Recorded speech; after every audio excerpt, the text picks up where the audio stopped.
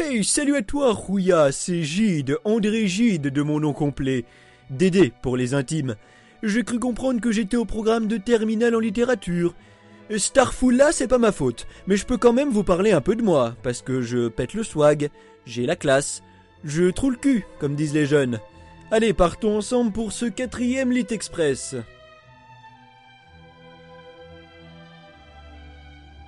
Je suis né en 1869 à Paris, d'un père professeur de droit et d'une maman issue de la bourgeoisie française.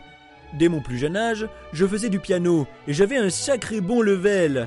En jouant, je me sentais libre, heureux, et même en grandissant, malgré mon statut d'écrivain, je n'ai jamais vraiment cessé de me faire plaisir avec la musique.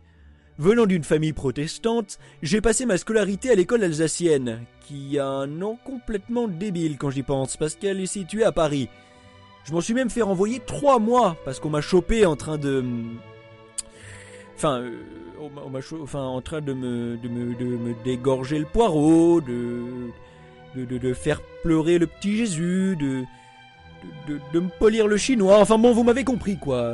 Mes parents et les médecins, c'est Khmar, ils m'ont menacé de me couper les roubignoles si j'arrêtais pas. Parce que oui, à l'époque, on croyait encore que la branlette c'était mauvais pour la santé. Faut dire que d'un point de vue sexuel, je me suis cherché un moment. Alors oui, faisons tomber un tabou tout de suite, je suis homosexuel. Je l'ai découvert après un voyage en Afrique en 1893. Et alors, quel est le problème ? Je préfère être homo et talentueux qu'hétéro mais complètement débile. À partir de 1882, j'ai beaucoup communiqué par lettres avec ma cousine Madeleine de Rouen. Cette meuf, je la kiffais de ouf, et elle aussi, elle comprenait ce que j'étais. On parlait religion, mysticisme, oh putain le pied. J'ai subi pas mal de périodes de dépression aussi, d'abord quand mon père est mort, puis quand ma cousine a refusé de m'épouser. Oui, je vous le rappelle, je n'étais pas encore inscrit sur les listes de la Gay Pride à cette époque, ça n'arrive que bien plus tard. J'ai aussi fait des belles rencontres de mon vivant. Oscar Wilde par exemple, même s'il m'a fait flipper sa race celui-là. Ah ben on était trop différents, pas la même vision du monde, même si j'avais beaucoup de respect pour lui évidemment. On s'est pas croisé qu'une fois d'ailleurs, je l'ai retrouvé à plusieurs reprises lors de mes voyages. Et parlons-en de ces voyages, j'en ai fait pas mal, en Algérie, en Italie.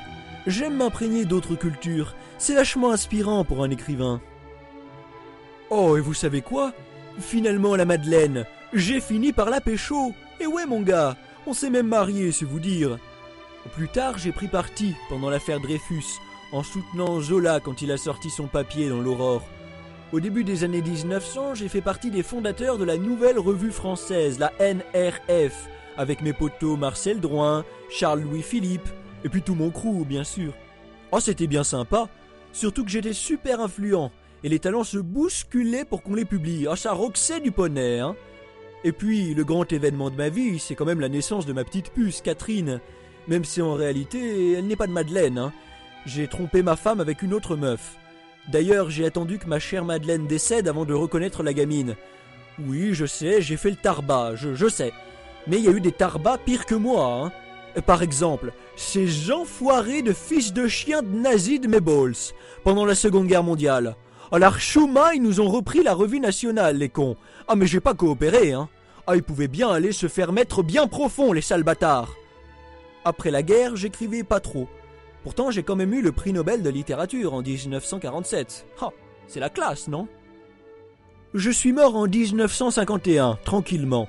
La cerise sur le ghetto, mon frère, mon œuvre a été mise à l'index par le Vatican. En gros, je suis pas assez bien pour être lu par les chrétiens, quoi. Bah, je leur en veux pas, je suis plus intelligent que ça. Quand Jésus s'est pris une tarte dans la gueule, il a bien tendu l'autre joue, non ? J'étais content de parler de ma life aujourd'hui. En espérant te voir dans quelques décennies au paradis, sait-on jamais. Enfin, si le Vatican m'a pas bloqué l'accès, ça serait con quand même. Et bonne chance avec les faux monnayeurs. C'est un sacré bon bouquin. Allez, ciao, Rouya.